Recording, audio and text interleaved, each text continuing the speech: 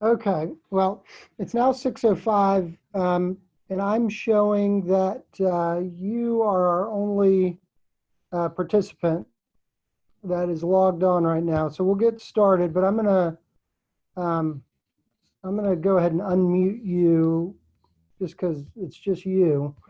So you mind telling me your name just so I can have that, sir?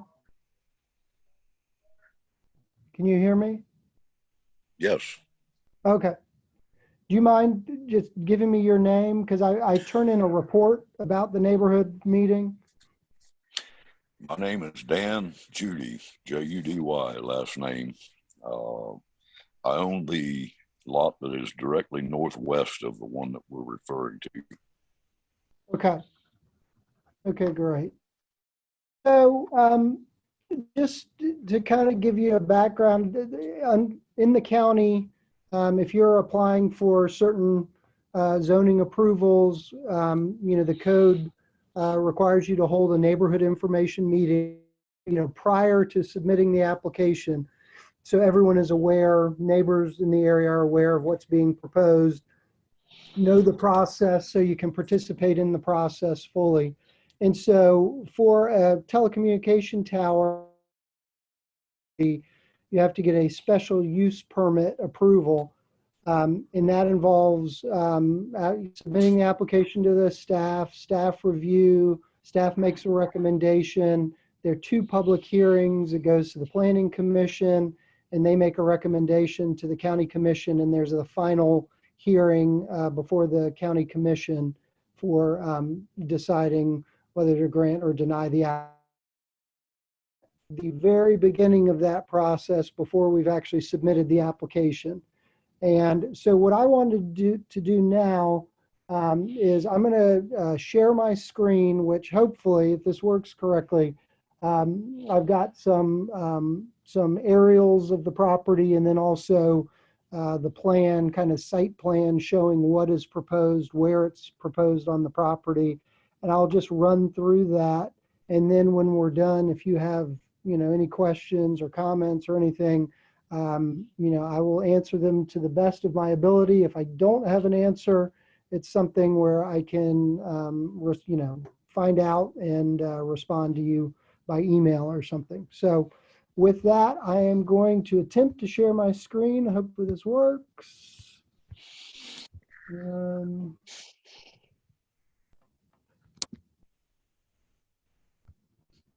So hold on. Oh, okay. Can you see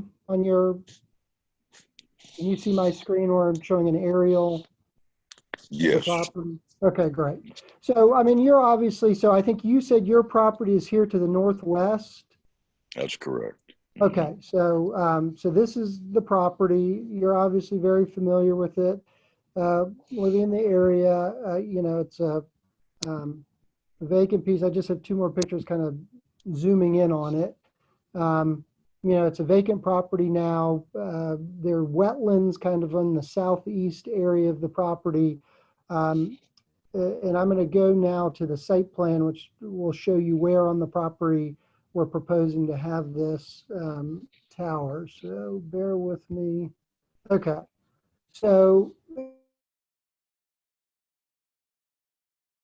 for Verizon Wireless, what Verizon normally does is they normally attempt to locate, they normally attempt to co-locate on existing towers. Most companies do instead of tower, but they have certain radio frequency RF designs, and if there's a gap in an area or an area where the service is not as good, or where their data is a huge driver now on these towers, with everyone downloading videos, watching movies, videos, things like that.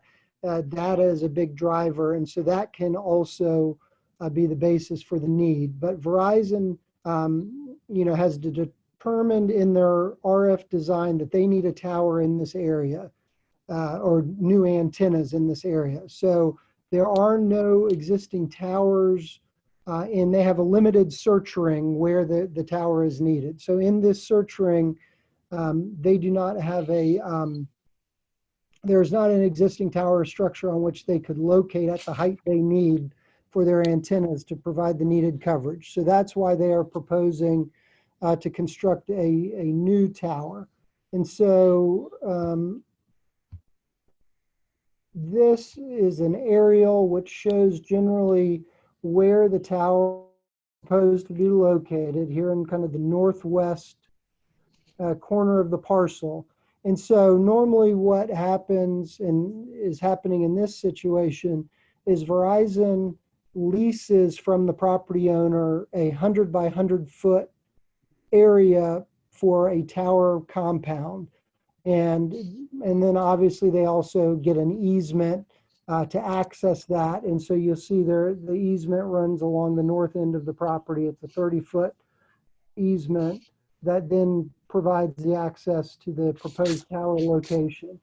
And within the tower, so you have 100 by 100 foot lease area, and then the actual tower compound is normally an 80 by 80 foot fenced area. And within that tower compound, you have the actual tower and the related ground equipment.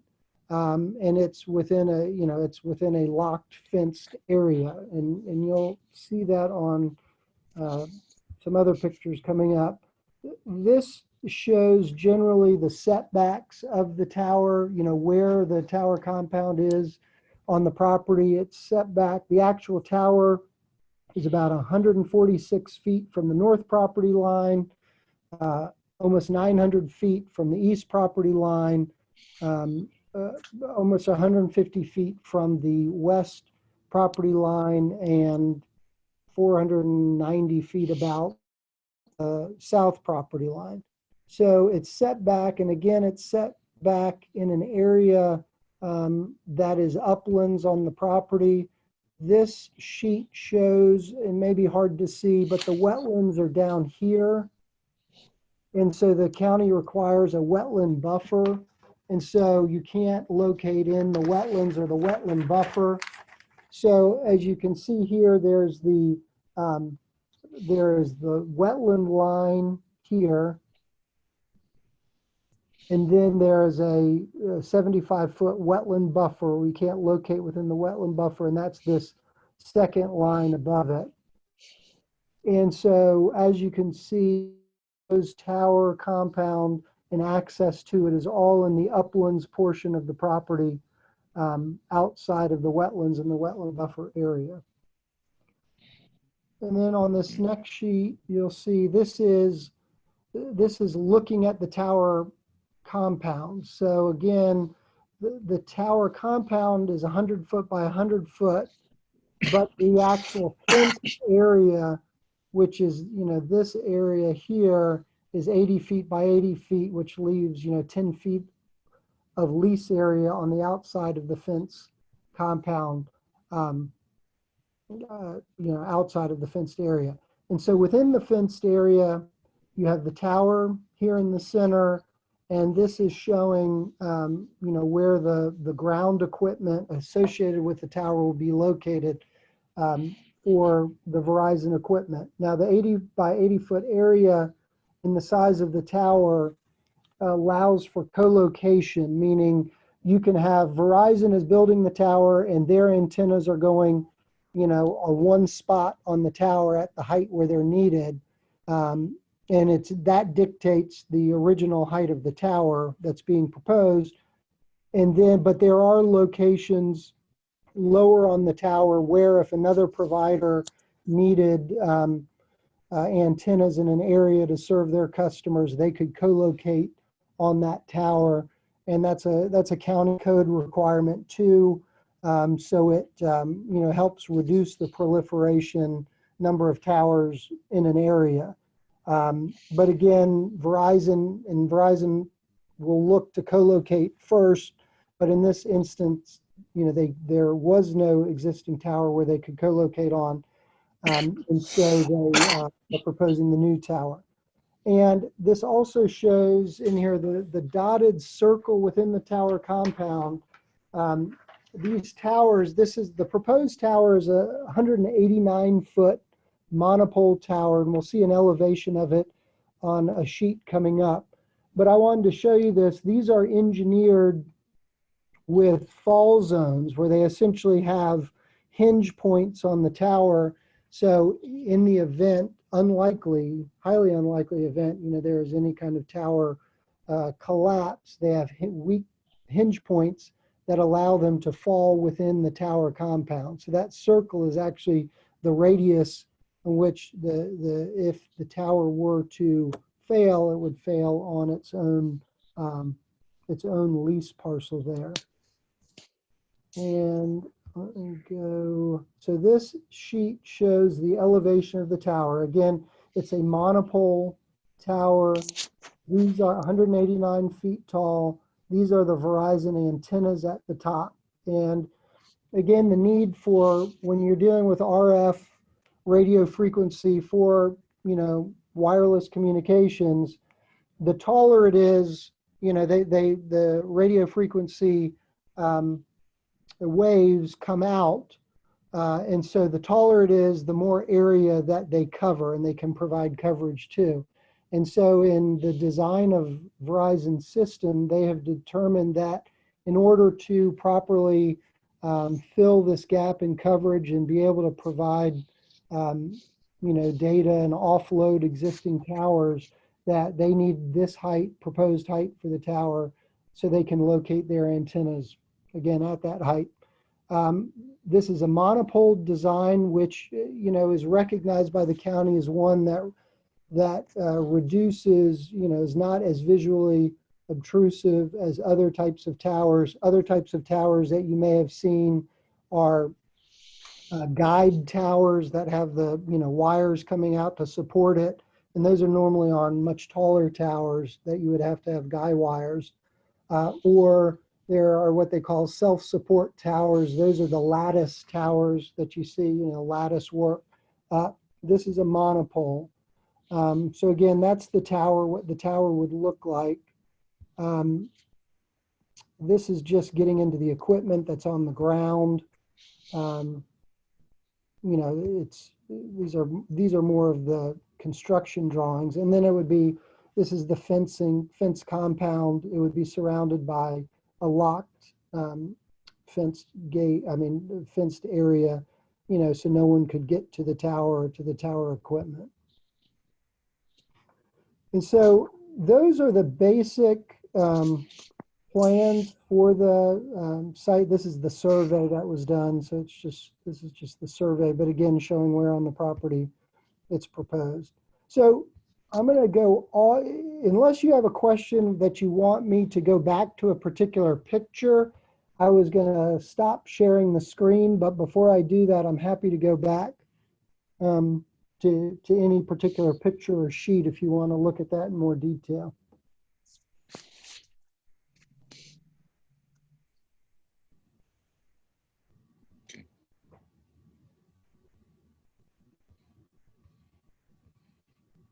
Mr. Judy, are there any sheets that you want me to go back? Well, I'm interested in the ingress egress. Okay. I'm interested in the ingress egress easement. Okay. And I'm wondering if I'm certain they'll use that to bring material in to construct. For construction. Right. And then it's a following construction, which is, I think, I don't know the exact length of time for construction. I don't think it's a major period, but after that, it's obviously an unmanned tower.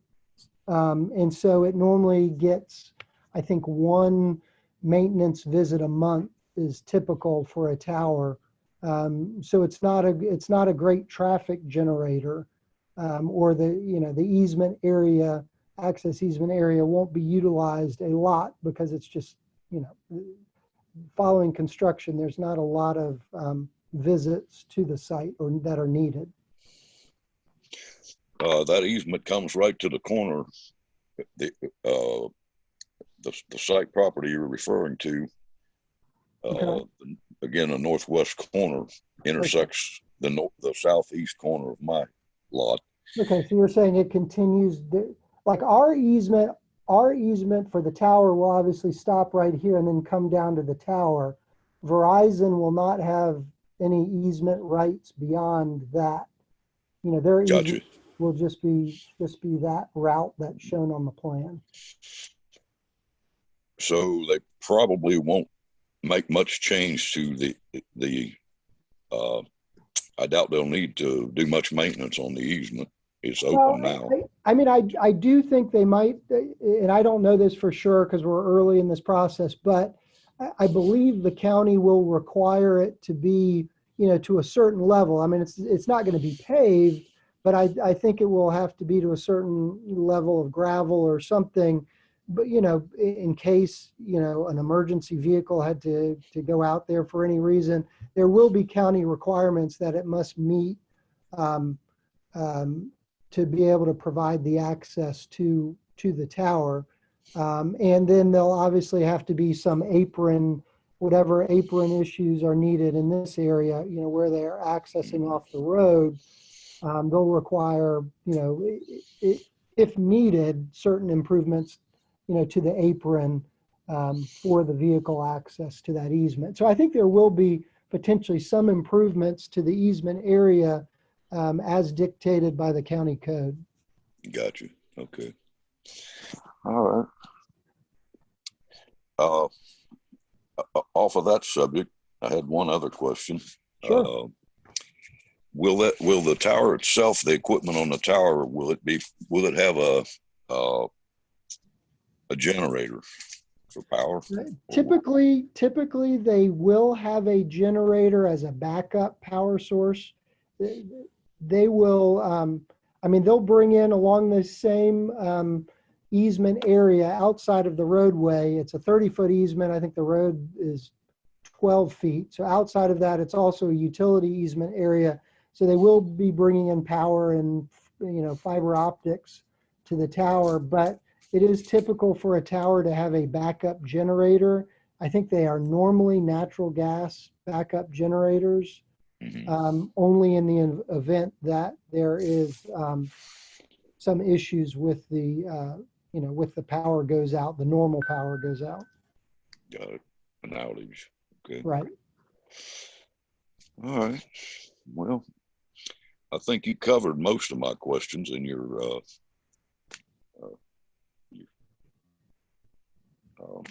Well, and again, if you have any other questions, I think my email address was um, on the flyer you got telling you about this neighborhood workshop. yes, So sir. if you come It up with any other questions, please feel free to contact me, and I will respond as best as I can. And then obviously, if you got the reason you got notice of this flyer is the county, you know, for public hearings, you know, gives notice to neighbors and property owners in a certain area. So if you were on the list we got from the county, so that means you will obviously be provided with notice, you know, once we submit the application and it moves forward to the public hearing stage, you'll be provided notice about those meetings as well. All right. Would you happen to know if that tower will have 5G? That is a typical question, and I think it will be designed to be able to handle 5G. I don't know if 5G is going on it in the beginning, but I think 5G can be put on it. Sure. I believe it's for 4G right now, but as they roll out the 5G, I know it will be able to handle it. All right. Well, I think that's all that comes to my mind at the moment. So, okay. Well, great. I think you covered the basis pretty well there in your presentation. So, good. Well, I'm gonna stop sharing the screen. Okay, I'm back. So, okay. but I do appreciate you taking the time this evening to you know, come online. I know this is a little different. It's a little different for me. but I definitely appreciate it. And again, look forward. I can't tell you exactly when the application is going to be filed, but hopefully in the next, month or so, we'll get the application filed and that will start the process. There's normally a lag time from submitting the application till the public hearing starts. So it could be sometime in the fall, when the public hearings actually take place. Well, if I hadn't showed up, you'd have been kind of lonesome. I would have been. No, I would have been disappointed after, I got to try my hand at holding this virtual public hearing. For sure. All right. Well, I appreciate it. All right. Well, thank you so much. And you can, if you want and you're done, you can, I guess, log off. I may stay on for 5 more minutes till 6:30 to make sure no one else comes on. Okay. Yeah, so if you want, you can log off and have a great rest of your evening. Well, I might stick around with you if somebody does. Sure. Log in late. Might have to see what they have to say or have to ask. There are 2 other people on here, but I think they're both my assistant was logging on because she wanted to make sure I didn't mess things up. Okay. So I'm pretty sure that's her. So if she can text me to just let me know that Brad, because there's one that says Brad iPad. I assume that is her as well, but I just want to make sure. So if she hears me, she can text me. I see those as well on my end. Yep. Well, Asia Champion is my assistant. Brad is her husband, I believe. So I'm assuming she is on both on an iPad as well. She just texted me. Oh no, Brad iPad is not her. So we could have someone else on here.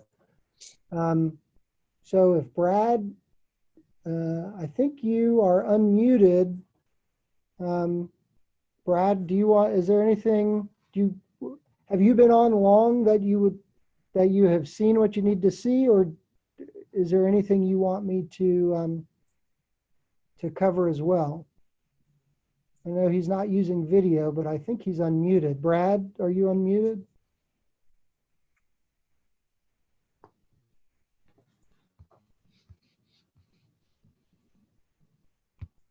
I think all participants are unmuted, so I don't hear anything from Brad.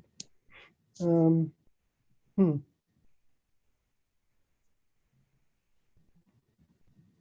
I'll leave it. I'm going to leave it going for a little bit because I don't know when Brad joined in. If there's anything else, if he hasn't heard the spiel, I'd be glad to give it again.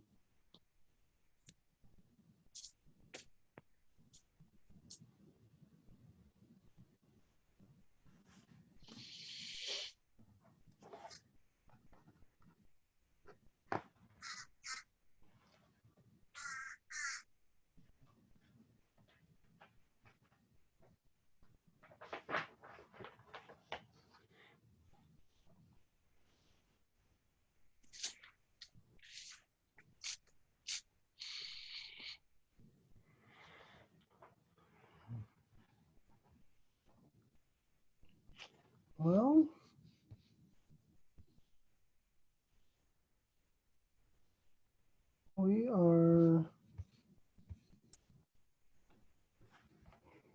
we're at about 6:30. I don't see anyone else. I want to make sure I've answered all of Brad's questions. So again, Brad, if you are able and can just let us know if you have any questions or there's anything you need for me to, anything additional you need me to address. I see a thumbs up. Yeah. I hope that means everything's covered. I think so. Okay. Well then, I mean, it's now 6:30. So I think if people were going to get on, they would have had the opportunity, or should have had the opportunity to get on now. I know this is scheduled, I mean, it was scheduled to run for an hour, but I don't know if we need the full hour if there are no other participants and there are no other questions. So I think they would have been here by now. So okay. I think I'm going to go ahead and bail on you. Okay.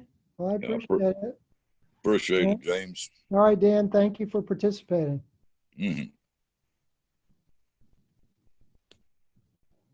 All right, so Brad, again, if you're fine and don't have any other questions, then I'm going to go ahead. Okay, I see the thumbs up. I'm assuming that means we're good to go. So then I'm going to end the call at this point. But Brad, I know on my the notice of the meeting was my phone number and email. So if you have any specific questions that come up after the meeting, please let me know, and I'd be happy to try to answer them as well. All right. Well, great, everyone. I appreciate everyone participating, and I am going to end the meeting now. Thank you.